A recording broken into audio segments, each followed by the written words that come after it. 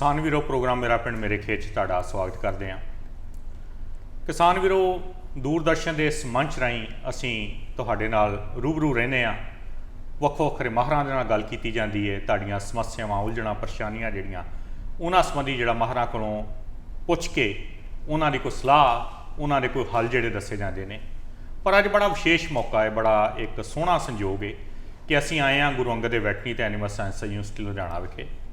ਸਾਡੇ ਨਾਲ ਇਸ ਸੰਸਥਾ ਦੇ ਸਰਮੌਰ ਮੁਖੀ ਜਿਹੜੇ ਕਿ ਉਪ ਕੁਲਪਤੀ ਨੇ ਡਾਕਟਰ ਇੰਦਰਜੀਤ ਸਿੰਘ ਜੀ, ਉਹਨਾਂ ਦੇ ਅਸੀਂ ਇਸ ਵੇਲੇ रूबरू ਹਾਂ ਤੇ ਇਹਨਾਂ ਨਾਲ ਗੱਲਬਾਤ ਕਰਾਂਗੇ कि यूनिवर्सिटी ने किहड़ियां पलांघां पुट्टियां, की कुछ नवां कीता, किसानी की सेवा वास्ते की उपराले किए जा रहे हैं, की सहूलतां पशु पालकां नूं दित्तियां जा रही ने। उस संबंधी सारे वेरवे दे विच आपां गलबात सारी साझी करांगे। डॉक्टर साहब तुहाडा बहुत स्वागत करते हैं जी। Thank you. डॉक्टर साहब तुहाडे नाल पहिलां भी असीं रूबरू हुंदे रहे हां ते तुसीं जदों इस यूनिवर्सिटी दे विच आए सीगे बतौर उप कुलपति तो मैनूं याद उदों करोना की महामारी जी चल रही सी जी, तो बड़ा प्रकोप सी उदों ते असीं एक आम अपना सधारण जीवन जिहड़ा वा उहदे तो हटे हुए सां। उदों तुसीं किस तरीके का कोई चैलेंज जिहड़ा सी, जिहड़ियां चुनौतियां सीगियां वो महसूस कीतियां ते नाल दे नाल इह आ कि यूनिवर्सिटी किहड़े उद्देशां नूं जिहड़ा लैके जिहड़ा वो अगे चल रही है। बिल्कुल जी, देखो तुसीं बिल्कुल ठीक कहा। जदों मैं इस यूनिवर्सिटी च बतौर उप कुलपति ज्वाइन किया सी, वो महीना सी जून 2020 का, तो उस वेले कोरोना महामारी के कारण जोड़ा लॉकडाउन सीगा वो हटिया ही सी, ते पर फिर भी ऑफिसिज 50% आधी नफरी के उत्ते चल रहे सी, ते स्टूडेंट्स कैंपस के उत्ते सीगे नहीं, तो कैंपस लाइफ एक नीरस सी जिन्होंने कह दो। जो स्टूडेंट्स नहीं होंगे तो लाइफ नीरस सी जी। तो उस वेले फिर जो टीचिंग सी वो भी ऑनलाइन चल रही सी, जोड़े एग्जाम होंदे सी वो भी ऑनलाइन होंदे सी। उन्हां दे विच कुछ सानू पता चलिया कि कोई गलतियां हो गई, उन्होंने सुधारन दी, क्योंकि ऑनलाइन है वो तुहाडे सामने तो होंदे नहीं एग्जामिनेशन हाल च बह के तो वो सारा करके, ताकि जोड़े स्टूडेंट इत्थों अपनी ग्रेजुएशन करके निकलन जी, न केवल उन्होंने अपना ज्ञान जो तजुर्बा हो कंप्लीट हो जी, पर वो जोड़े एग्जाम पास करें वो प्रॉपरली पास करके जान, ऐ नहीं कि आपां उन्होंने एवं वाधा दे दिता। तो उस लिए असी जी ऑनलाइन टीचिंग सी, ऑनलाइन एग्जामिनेशन सीगा, उस सिस्टम में सुधारा, तो उन्होंने सुधार के जिन्ना भी हो सके, जिमें भी सानू government of India government of Punjab वालों रियायत दी गई कैंपस खोलन की, कॉलेज यूनिवर्सिटीज़ खोलन की, उसी तरह असी इमीजिएटली उन्होंने लागू किया। पहला असी अपने जोड़े पीजी स्टूडेंट सीगे जोड़े रिसर्च करते सी, उन्होंने असी बंद नहीं किया जी, उन्होंने जिन्ना चर हो सकिया चालू रहन दिता, ताकि जोड़े बच्चे बड़े क्रिटिकल, क्योंकि तुहानू पता है कि जो कोई एक्सपेरिमेंट चलता है, कोई प्रयोग चलता है जी, वो एक म्याद होंदी है जी, तो वो डिफरेंट स्टेजिज के उत्ते होंदा है। कोई बच्चा किसी स्टेज पर पहुँचा है, उस स्टेज पर जो बंद कर दे तो उन्होंने दोबारा वो एक्सरसाइज वैरी बिगिनिंग तो स्टार्ट तो करनी पऊगी जी। तो असी उन्होंने भी सुचारू रखा। जिवें किसान वीर ने उन्हां दे नाल जिहड़ी साडा राबता हुंदा है वो ट्रेनिंग दे राहीं, कोई मीटिंगां दे राहीं, मेलों दे राहीं हुंदा है। मेले बंद हो गए सी, 2-2.5 साल बाद दोबारा लगने शुरू होए सी, पी दे नाल आपां मिल के किसान मेले लगांदे सी। तो जिहड़ी ट्रेनिंग हैगी वो असी ऑनलाइन चालू रखी जी। ਉਹਦੇ ਇਲਾਵਾ ऑनलाइन ਅਸੀਂ कई मॉड्यूल यूट्यूब के उत्ते भी बना के वो भी पाए, ताकि किसान वीरां नूं अपने जो भी किते कर रहे, भावें डेयरी का है, बकरी पालन का है, पिगरी का है या फिश का है, ਉਹਦੇ बारे जी लेटेस्ट जानकारी वो मिलती रहे जी। तो ਉਹਦੇ इलावा जोड़े रिसर्च जोड़े हैगा साढ़े उस वेले कोई फंडिंग भी नहीं आई जी, पर मैं शुक्रगुजार हाँ कि पंजाब गौरमेंट का जोड़ा RKV दे राही तो बाद च सेंटर गौरमेंट ने जो खोले तो सानू PMMSY जोड़ा मच्छी का हैगा, जोड़ा नैशनल लाइफ स्टॉक मिशन हैगा डेयरी का जी, तो उन्होंने राही सानू चंगी ग्रांट जी है वो रिसर्च करने लिए भी आई जी। तो जोड़े किसानों के मुद्दे हैं पशु पालन के, एनिमल हसबेंडरी के, फिशरी के, उन्होंने उत्ते साढ़े माहिर जोड़े साढ़े साइंसदान हैं, साढ़े जोड़े PG स्टूडेंट्स हैं, PhD स्टूडेंट्स हैं, उन्होंने रिसर्च जी है वो निर्विरोध चलती रही जी जी। तो वो असी किसान वीरां लई कीता कि उन्होंने जी भी समस्या है उन्होंने उत्ते इत्थे काम चलता रहे जी। तो वही रीजन हैगा कि जदों सारा खुलिया तो प्रोजेक्ट साढ़े कोल नए आए, बड़ी छेती असी उन्होंने चीज़ों के समाधान दे सके। तुहानू यह भी ज्ञान होना कि साढ़े जो साइंटिस्ट हैं उन्होंने पहला जो कोरोना स्टार्ट होया सी, इहदी टेस्टिंग स्टार्ट हुई सी पंजाब च, साढ़े वैज्ञानिकों ने जाके मैडिकल कॉलेज पटियाला ते मैडिकल कॉलेज श्री अमृतसर साहब च ਉੱਥੇ ਆਪਣੀ ਸੇਵਾएं ਦੇ ਕੇ ਉਹਨਾਂ ਦੀ ਜਿਹੜੀ ਲੈਬ ਸੀ ਉਹ ਟੈਸਟ ਚਾਲੂ ਕਰਾਏ। ਜੀ। ਉੱਥੇ ਨਹੀਂ ਆਉਂਦੇ ਸੀ, ਜੀ। ਸਾਡੇ ਮਾਹਿਰਾਂ ਨੇ ਜਾ ਕੇ ਉੱਥੇ ਉਹ ਟੈਸਟ ਚਾਲੂ ਕਰਾਏ।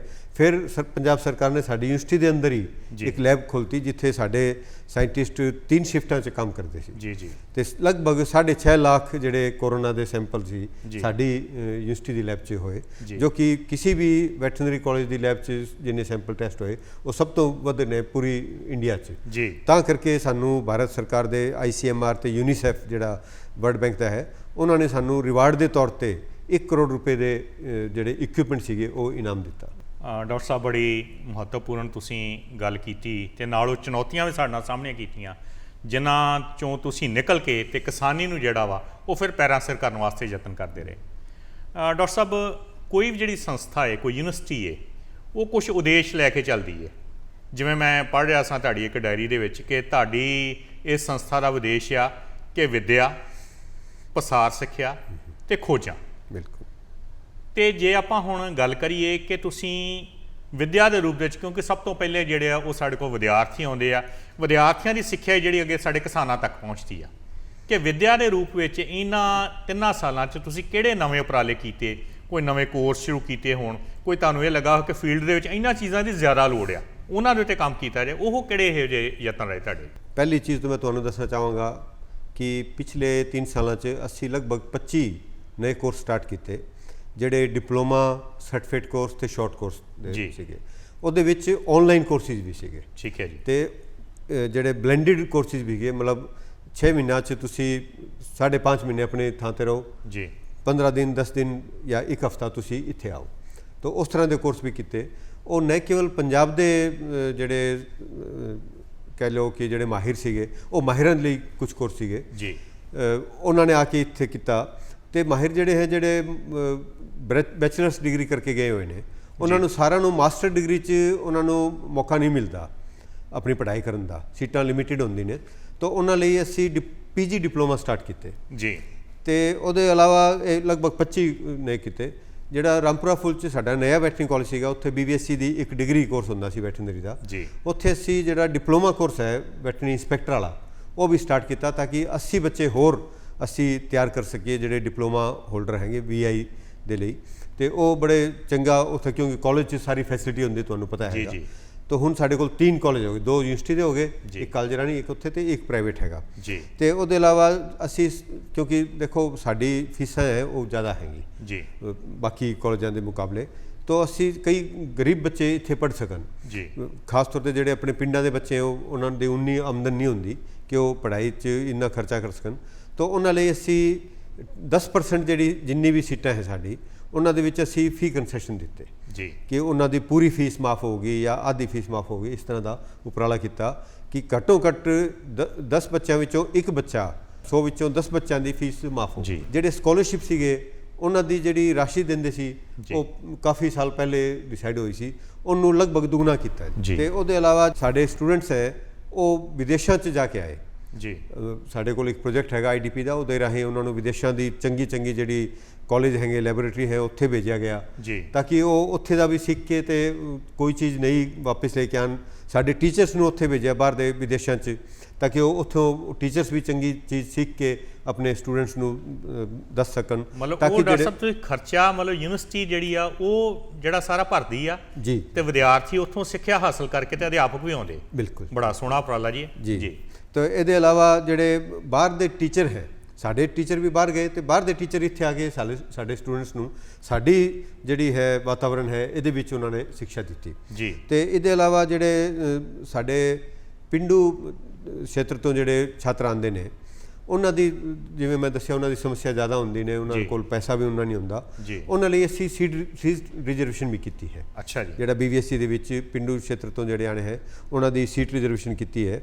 ਤੇ ਉਹਦੇ ਇਲਾਵਾ ਜਿਹੜੇ ਲੈਕਚਰ ਹਾਲ ਹੈ ਇੱਥੇ ਜਦੋਂ ਸਿੱਖਿਆ ਗ੍ਰਹਿਣ ਕਰ ਰਹੇ ਹੈ, ਸਾਰੇ ਲੈਕਚਰ ਹਾਲ ਸਾਡੇ ਡਿਜੀਟਲੀ ਐਨੇਬਲਡ ਹੈ। ਉਹਨਾਂ ਦੇ ਵਿੱਚ ਵਾਈਫਾਈ ਤੇ ਕੈਮਰਾ ਤੇ ਜਿਹੜਾ ਡਿਜੀਟਲ ਬੋਰਡ ਹੈ, ਉਹ ਸਾਰੀ ਸੁਵਿਧਾ ਹੈ। ਤੇ ਸਾਰੇ ਲੈਕਚਰ ਹਾਲ ਸਾਡੇ 에ਅਰ ਕੰਡੀਸ਼ਨ ਹੈਗੇ ਜੀ।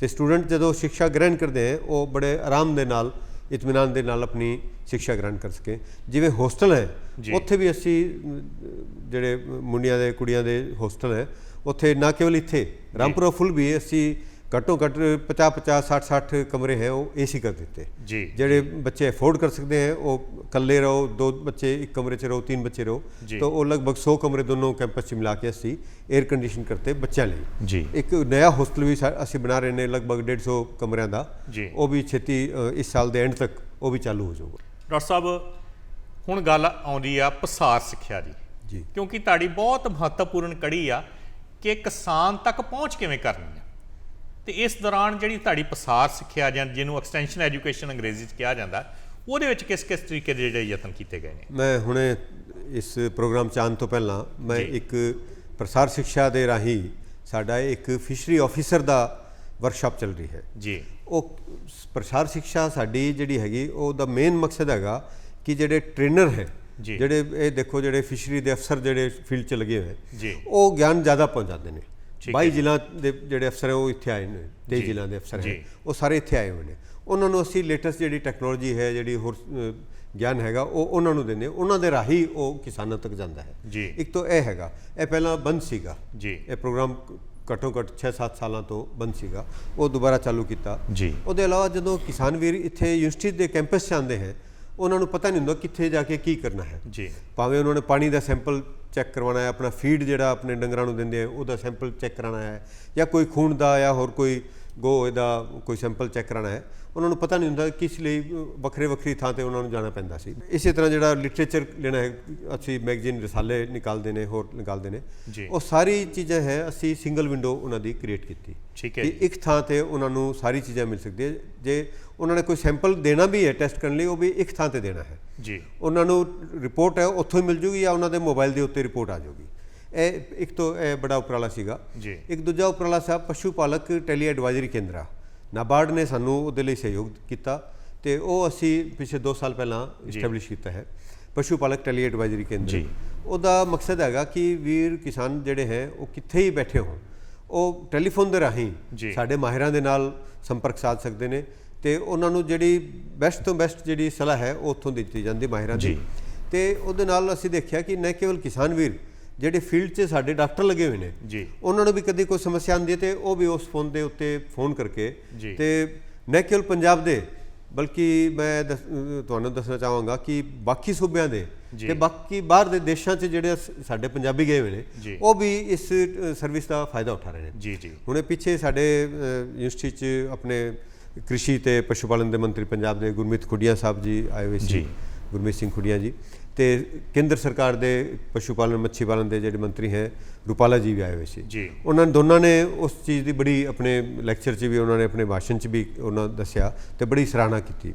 ਸਾਡੀ ਯੂਨੀਵਰਸਿਟੀ 'ਚ ਜਿਹੜਾ ਹਸਪੀਟਲ ਹੈਗਾ ਪਸ਼ੂਆਂ ਦਾ ਉਹ ਇੱਕ ਰੈਫਰਲ ਹਸਪੀਟਲ ਹੈਗਾ। जी ਕਿਸਾਨਾਂ ਦਾ ਜਿਹੜੇ ਪਸ਼ੂਆਂ ਦੀ ਕੋਈ ਸਾਲ ਸੰਭਾਲ ਜਿਹੜਾ ਇਲਾਜ 'ਚ ਜਿਹੜੀ ਸੁਵਿਧਾ ਨਹੀਂ ਹੈਗੀ ਫੀਲਡ ਦੇ ਵਿੱਚ, ਉਹਨਾਂ ਦੇ ਜਿਹੜੇ ਪਸ਼ੂ ਹੈ ਉਹ ਇੱਥੇ ਰੈਫਰ ਹੋ ਜਾਂਦੇ ਨੇ ਤੇ ਇੱਥੇ ਭਾਵੇਂ ਉਹ ਛੋਟੇ ਤੋਂ ਛੋਟਾ ਲੈ ਕੇ ਵੱਡੇ ਤੋਂ ਵੱਡਾ ਆਪਰੇਸ਼ਨ ਕਰਨਾ ਹੋ, ਕੋਈ ਡਾਇਗਨੋਸਿਸ ਕਰਨੀ ਹੋ, ਕੋਈ ਬਾਰ ਪਤਾ ਨਹੀਂ ਚੱਲ ਰਿਹਾ ਕਿ ਕੀ ਬਿਮਾਰੀ ਹੈ, ਉਹਦੀ ਤੁਹਾਨੂੰ ਪਤਾ ਹੈ ਲੈਬ ਡਾਇਗਨੋਸਿਸ ਹੁੰਦੀ ਹੈ, ਉਹਦੇ ਸਾਰੇ ਜਿਹੜੇ ਹੈਗੇ ਇਕਵਿਪਮੈਂਟ ਹੈ ਉਹ ਹਸਪੀਟਲ 'ਚ ਅਸੀਂ ਕੰਪਲੀਟਲੀ ਉਹਨੂੰ ਇਕਵਿਪ ਕੀਤਾ, ਫੁੱਲੀ ਇਕਵਿਪ ਕੀਤਾ ਗਿਆ ਹੈ।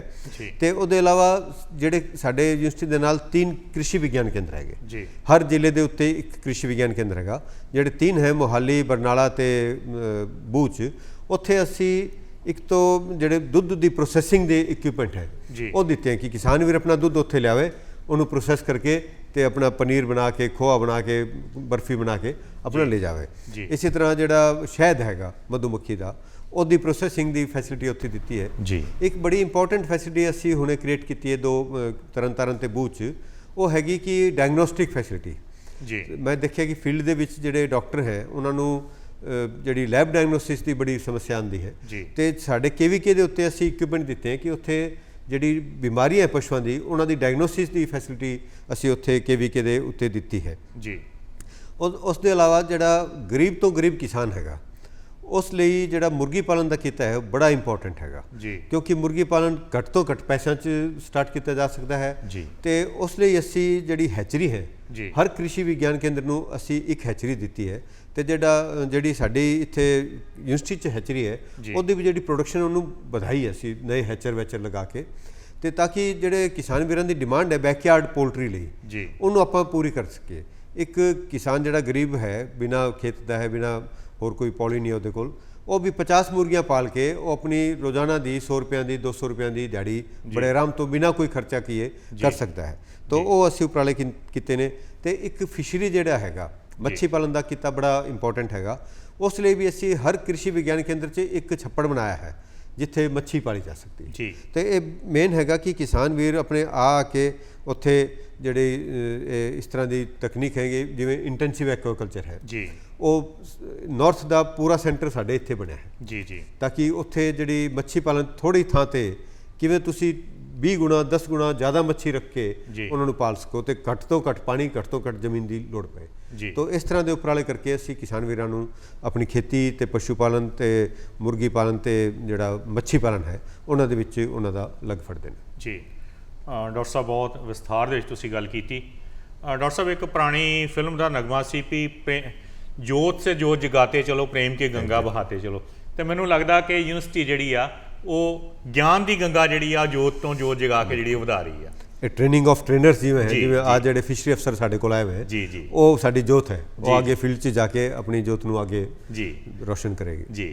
ਡਾਕਟਰ ਸਾਹਿਬ ਜਦੋਂ ਅਸੀਂ ਕੋਈ ਵੀ ਮਸਲਾ ਹੱਲ ਕਰਨਾ ਹੁੰਦਾ ਹੈ ਤਾਂ ਪਹਿਲਾਂ ਸਾਨੂੰ ਉਹਦੀ ਪਿੱਠ ਭੂਮੀ ਦੇ ਬਾਰੇ ਪਤਾ ਲੱਗਣ ਦੀ ਲੋੜ ਹੁੰਦੀ ਕਿ ਮਸਲਾ ਹੈ ਕੀ ਆ, ਕਿਸਾਨ ਨੂੰ ਕਿਸ ਤਰੀਕੇ ਦੀ ਸਮੱਸਿਆ ਆ ਰਹੀ ਆ, ਤਾਂ ਹੀ ਵਿਗਿਆਨੀ ਜਿਹੜਾ ਉਹਦੇ ਮੁਤਾਬਕ ਖੋਜ ਕਰੂਗਾ।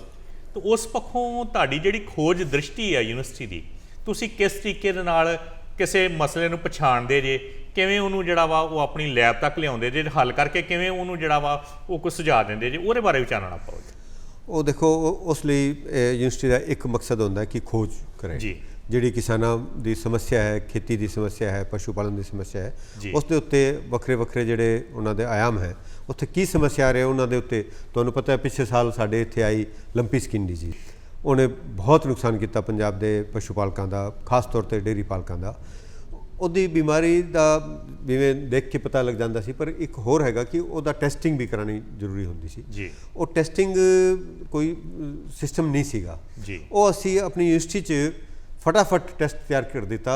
ਉਹ ਸਾਲ ਪਿਛਲੇ ਸਾਲ ਖਤਮ ਨਹੀਂ, ਉਸ ਤੋਂ ਪਹਿਲਾਂ ਸਾਡਾ ਟੈਸਟ ਤਿਆਰ ਕਰਕੇ ਅਸੀਂ ਗਵਰਨਮੈਂਟ ਆਫ ਇੰਡੀਆ ਤੋਂ ਅਪਰੂਵਲ ਵੀ ਲੈ ਲਿੱਤੀ ਸੀ। ਠੀਕ ਹੈ ਜੀ। ਉਸ ਦੇ ਇਲਾਵਾ ਇੱਕ ਲਾਸਟ ਈਅਰ ਤੁਹਾਨੂੰ ਪਤਾ ਹੋਗਾ ਕਿ ਲਗਭਗ ਅਕਤੂਬਰ ਨਵੰਬਰ 'ਚ ਇੱਕ ਹੋਰ ਬਿਮਾਰੀ ਆ ਗਈ ਸੀ, ਅਫਰੀਕਨ ਸਵਾਈਨ ਫੀਵਰ ਸੂਰਾਂ 'ਚ ਜੀ ਜੀ, ਉਸ ਦਾ ਵੀ ਸਾਡੇ ਵਿਗਿਆਨਕਾਂ ਨੇ ਥੋੜ੍ਹੇ ਚਿਰ 'ਚ 2-3 ਮਹੀਨਿਆਂ ਦੇ ਵਿੱਚ ਹੀ ਇੱਕ ਟੈਸਟ ਇਜਾਦ ਕਰਕੇ ਉਹਨੂੰ ਪ੍ਰੈਕਟੀਕਲੀ ਅਸੀਂ ਉਹਨੂੰ ਮੁਹੱਈਆ ਕਰਾਇਆ ਕਿਸਾਨਾਂ ਨੂੰ, ਤੇ ਗਵਰਨਮੈਂਟ ਆਫ ਇੰਡੀਆ ਤੋਂ ਮਨਜ਼ੂਰੀ ਵੀ ਹੋ ਗਈ ਸਾਡੀ ਲੈਬ। ਠੀਕ ਹੈ ਜੀ। ਤੇ ਜਿਹੜੀ ਇਹ ਸਮੱਸਿਆ ਕਿਸਾਨਾਂ ਨੂੰ ਆਉਂਦੀ ਹੈ ਉਹਦਾ ਅਸੀਂ ਫਟਾਫਟ ਜਿੰਨਾ ਸੰਭਵ ਹੋ ਸਕਦਾ ਹੈ ਉਹਨਾਂ ਪ੍ਰਯਾਸ ਕਰਦੇ ਨੇ।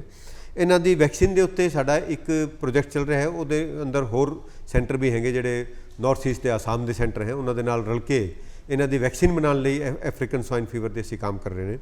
ਤੇ ਉਹਦੇ ਇਲਾਵਾ ਇੱਕ ਸਮੱਸਿਆ ਆਉਂਦੀ ਕਿਸਾਨ ਵੀਰਾਂ ਨੂੰ ਕਿ ਚੰਗੇ ਪਸ਼ੂ ਖਰੀਦਣ ਲਈ ਕਿ ਉਹਦੀ ਪੇਰੈਂਟੇਜ ਕੀ ਹੈਗੀ ਜੀ, ਤੇ ਉਹ ਇੱਕ ਚੈਲੰਜ ਹੁੰਦਾ ਸੀ। ਪਹਿਲਾਂ ਕੇਵਲ NDDB ਕੋਲ ਉਹ ਟੈਕਨੀਕ ਸੀਗੀ, ਸਾਡੇ ਸਾਇੰਸਦਾਨਾਂ ਨੇ ਉਹ ਜਿਹੜੀ ਟੈਕਨੀਕ ਹੈ ਉਹਦਾ ਇੱਥੇ ਇਜਾਦ ਕਰ ਲਿੱਤੀ ਕਿ ਮੱਝਾਂ ਦੇ ਪੇਰੈਂਟੇਜ ਕਿ ਇਹ ਕਿਹੜੇ ਝੋਟੇ ਦਾ ਬੱਚਾ ਹੈ ਜਾਂ ਝੋਟੀ ਹੈ, ਕਿਹੜੇ ਇਹਦਾ ਬਾਪ ਕਿਹੜਾ ਹੈ, ਇਹਦੀ ਮਾਂ ਕਿਹੜੀ ਹੈ, ਉਹ ਸਾਰੀ ਅਸੀਂ ਨਾ ਇੱਕ ਬਲੱਡ ਦੇ ਸੈਂਪਲ ਦੇ ਰਾਹੀਂ ਆਪਾਂ ਪਤਾ ਕਰ ਸਕਦੇ ਹਾਂ ਜੀ ਜੀ। ਤੇ ਉਹਦੇ ਇਲਾਵਾ ਤੁਹਾਨੂੰ ਪਤਾ ਹੈ ਕਿ ਹੁਣ ਕਲਾਈਮੇਟ ਚੇਂਜ ਹੋ ਰਿਹਾ, ਵਾਤਾਵਰਣ ਚੇਂਜ ਹੋ ਰਿਹਾ ਹੈ, ਉਹਦੇ ਰਾਹੀਂ ਸਾਡੀ ਯੂਨੀਵਰਸਿਟੀ ਨੇ ਇੱਕ ਪ੍ਰੋਜੈਕਟ ਕਰਕੇ ਕਿਸਾਨਾਂ ਨੂੰ ਉਸ ਦੇ ਜਿਹੜੇ ਸ਼ੈੱਡ ਹੈ ਕਿ ਪਸ਼ੂਆਂ ਦੇ ਉੱਤੇ ਘੱਟੋ ਘੱਟ ਉਹਦਾ ਅਸਰ ਪੜੇ, ਉਹਦੇ ਨਿਊਟ੍ਰੀਸ਼ਨ ਜਿਹੜਾ ਹੈ, ਉਹਨਾਂ ਦਾ ਜਿਹੜਾ ਖਾਣਾ ਹੈਗਾ, ਉਹਨਾਂ ਦਾ ਜਿਹੜਾ ਚਾਰਾ ਦਾਣਾ ਹੈਗਾ, ਉਹਦੇ ਵਿੱਚ ਕੀ ਤੱਤਵ ਬਣਾਉਣੇ ਹੈ, ਕੀ ਕਮ ਕਰਨੇ ਹੈ, ਘੱਟ ਕਰਨੇ ਹੈ, ਉਸ ਤਰ੍ਹਾਂ ਦੀ ਉਹਨਾਂ ਨੂੰ ਸੁਝਾਅ ਦਿੱਤੇ। ਉਹਦੇ ਇਲਾਵਾ ਜਿਹੜੀ ਇਹ ਜੋ ਮੈਂ ਬਿਮਾਰੀਆਂ ਦੱਸੀ ਜਿਵੇਂ ਅਫਰੀਕਨ ਸਵਾਈਨ ਫੀਵਰ ਹੈ, ਉਹਨਾਂ ਨੂੰ ਹੈਂਡਲ ਕਰਨ ਲਈ ਅਸੀਂ BSL 2 ਲੈਬ ਇਸਟੈਬਲਿਸ਼ ਕੀਤੀ ਜੀ ਜੀ। ਜਿੰਨੀ ਸਾਡੀ ਲੈਬੋਰੇਟਰੀਜ਼ ਹੈ ਇੱਥੇ, ਉਹਨਾਂ ਦੇ ਉੱਤੇ ਜਿੰਨੇ ਵੀ ਇਕਵਿਪਮੈਂਟ ਦੀ ਲੋੜ ਹੈ ਉਹ ਸਾਰੇ ਵਧੀਆ ਤੋਂ ਵਧੀਆ ਜਿਹੜੇ ਟੌਪ ਐਂਡਡ ਇਕਵਿਪਮੈਂਟ ਹੈ ਉਹ ਸਾਡੇ ਸਾਇੰਸਦਾਨਾਂ ਨੂੰ ਅਸੀਂ ਮੁਹੱਈਆ ਕਰਾਏ। ਕਿਸਾਨ ਵੀਰੋ, ਸਾਡੀ ਇਹ ਤਾਂਘ ਰਹਿੰਦੀ ਹੈ ਕਿ ਅਸੀਂ ਇਹੋ ਜਿਹੀ ਸ਼ਖਸੀਅਤਾਂ ਤੁਹਾਡੇ ਨਾਲ ਰੂਬਰੂ ਤਾਂ ਹੀ ਕਰਦੇ ਹਾਂ ਕਿ ਤੁਹਾਨੂੰ ਪਤਾ ਲੱਗ ਸਕੇ ਬਰੀਕੀ ਦੇ ਨਾਲ ਕਿ ਕੀ ਕੁਝ ਕੀਤਾ ਜਾ ਰਿਹਾ ਹੈ, ਕਿਸ ਤਰੀਕੇ ਦੀਆਂ ਸਹੂਲਤਾਂ ਨੇ। ਜਿਵੇਂ ਹੁਣੇ ਡਾਕਟਰ ਇੰਦਰਜੀਤ ਸਿੰਘ ਹੋਰਾਂ ਦੱਸਿਆ ਕਿ ਇੱਥੇ ਟੀਕਾਕਰਨ ਦੀਆਂ ਜਿਹੜੀਆਂ ਸਹੂਲਤਾਂ ਉਹਨਾਂ ਵਾਸਤੇ ਕੰਮ ਹੋ ਰਿਹਾ ਹੈ। ਤੁਸੀਂ ਆਪਣੇ ਪਸ਼ੂਆਂ ਦਾ ਨਿਰੀਖਣ ਕਰਾਉਣਾ, ਕਿਵੇਂ ਬਿਹਤਰ ਤਰੀਕੇ ਨਾਲ ਉਹਨਾਂ ਦਾ ਨਿਰੀਖਣ ਹੋ ਸਕਦਾ, ਉਹਦੇ ਵਾਸਤੇ ਯਤਨ ਹੋ ਰਹੇ ਨੇ। ਮਤਲਬ ਇਹ ਸਾਰੀਆਂ ਖੋਜਾਂ ਜਿਹੜੀਆਂ ਉਹ ਪਸ਼ੂ ਪਾਲਕਾਂ ਵਾਸਤੇ, ਕਿਸਾਨਾਂ ਵਾਸਤੇ ਮੁਫੀਦ ਸਾਬਤ ਹੋਣ, ਇਸ ਵਾਸਤੇ ਜਿਹੜਾ ਕੰਮ ਕੀਤਾ ਜਾਂਦਾ ਹੈ। ਡਾਕਟਰ ਸਾਹਿਬ, ਜਿਹੜਾ ਪਸ਼ੂ ਹਸਪਤਾਲ ਆ ਅਸੀਂ ਅਕਸਰ ਉਹਦੇ ਬਾਰੇ ਸੁਣਦੇ ਜੀ ਕਿ ਹਜ਼ਾਰਾਂ ਦੀ ਗਿਣਤੀ ਦੇ ਵਿੱਚ ਤੁਸੀਂ ਇੱਥੇ ਪਸ਼ੂਆਂ ਦਾ ਇਲਾਜ ਕਰਦੇ ਜੇ, ਛੋਟੇ ਜਾਨਵਰਾਂ ਦਾ ਇਲਾਜ ਕਰਦੇ ਜੇ। ਉਹਦੇ ਵਿੱਚ ਕਿਸ ਤਰੀਕੇ ਦੀਆਂ ਕੋਈ ਨਵੀਆਂ ਕੋਈ ਮਸ਼ੀਨਾਂ, ਕੋਈ ਨਵੇਂ ਸੰਦ ਜਾਂ ਕੋਈ ਨਵੇਂ ਯੂਨਿਟ ਜਿਹੜੇ ਤਿਆਰ ਕੀਤੇ ਗਏ ਹੋਣ ਕਿ ਜਿਨ੍ਹਾਂ ਹੋਰ ਸਾਡੇ ਪਸ਼ੂ ਪਾਲਕਾਂ ਨੂੰ ਫਾਇਦਾ ਹੋ ਸਕਦਾ ਹੋਵੇ? ਜੀ, ਜਿਵੇਂ ਲਾਰਜ ਐਨੀਮਲ ਦੀ ਗੱਲ ਕਰੀਏ, ਮੱਝਾਂ 'ਚ ਇੱਕ ਯੂਟਰਾਈਨ ਟੋਰਸ਼ਨ ਬੜਾ ਹੁੰਦਾ ਹੈ ਜੀ। ਉਹਦੇ ਵਿੱਚ ਡਿਟੋਰਸ਼ਨ ਏਰੀਆ ਅਸੀਂ ਇੱਕ ਸ਼ੈੱਡ ਤਿਆਰ ਕੀਤਾ ਹੈ ਜਿੱਥੇ ਡਿਟੋਰਸ਼ਨ ਕੀਤਾ ਜਾਂਦਾ ਹੈ ਪਸ਼ੂਆਂ ਦਾ ਜੀ। ਕੁੱਤਿਆਂ ਦੇ ਉੱਤੇ ਖੋਜ ਲਈ ਅਸੀਂ ਕੈਨਲ ਤਿਆਰ ਕਰ ਰਹੇ ਹਾਂ ਜੀ। ਕੁਝ ਤੋਂ ਇੱਕ ਡੌਗ ਹਾਊਸ ਤਿਆਰ ਹੋ ਚੁੱਕਿਆ ਹੈ ਸਾਡਾ, ਇੱਕ ਲਗਭਗ 25-30 ਕੈਨਲ ਹੈ ਉਹ ਤਿਆਰ ਹੋਣ ਲੱਗ ਰਹੇ ਨੇ ਤਾਂ ਕਿ ਉਹਨਾਂ ਦੇ ਉੱਤੇ ਖੋਜ ਵੀ ਕੀਤੀ ਜਾ ਸਕੇ ਅਤੇ ਉਹਨਾਂ ਦੇ ਇਲਾਜ ਕਰਨ ਲਈ ਜਿਹੜੇ ਆਉਂਦੇ ਪਸ਼ੂ ਉਹਨਾਂ ਨੂੰ ਉੱਥੇ ਰੱਖਿਆ ਜਾ ਸਕੇ।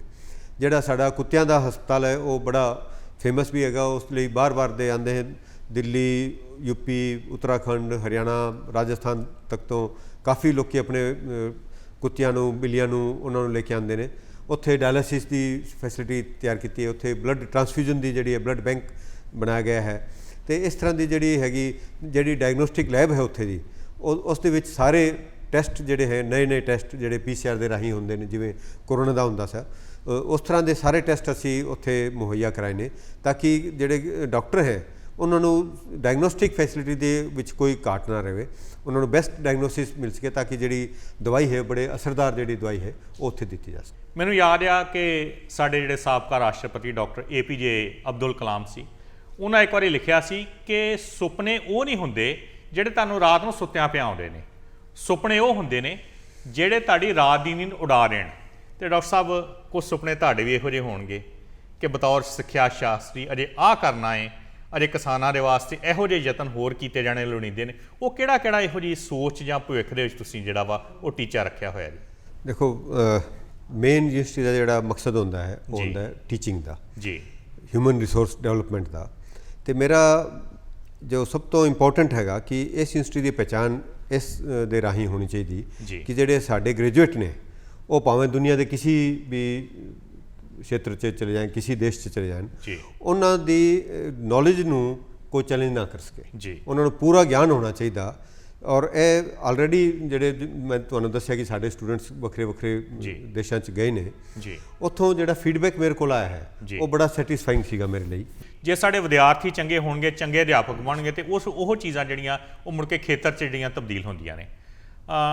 ਇੱਕ ਡਾਕਟਰ ਸਾਹਿਬ ਮੈਂ ਤੁਹਾਡੇ ਕੋਲੋਂ ਇਹ ਸਾਂਝ ਪਾਉਣਾ ਚਾਹੁੰਦਾ ਹੈ ਕਿ ਕਿਸਾਨ ਉਂਝ ਤੇ ਯੂਨੀਵਰਸਿਟੀ ਆਉਂਦੇ ਨੇ, ਪਰ ਤੁਸੀਂ ਕਿਹੜਾ ਅਜਿਹਾ ਸੁਨੇਹਾ ਦੇਣਾ ਚਾਹੁੰਦੇ ਹੋ ਵੀ ਕਿਸਾਨ ਜਿਹੜਾ ਸਮਗਰ ਰੂਪ ਦੇ ਵਿੱਚ ਵਧੇਰੇ ਜਿਹੜਾ ਯੂਨੀਵਰਸਿਟੀ ਨਾਲ ਜੁੜਨ, ਕਿ ਕਿਹੜੀ ਚੀਜ਼ ਆ ਉਹ ਆਪਣੇ ਮਨ ਦੇ ਵਿੱਚ ਲੈ ਕੇ ਆਉਣ ਵੀ ਸਾਨੂੰ ਆਹ ਹਰ ਸਹੂਲਤ ਜਿਹੜੀ ਯੂਨੀਵਰਸਿਟੀ 'ਚੋਂ ਮਿਲ ਜਾਣੀ ਜੀ?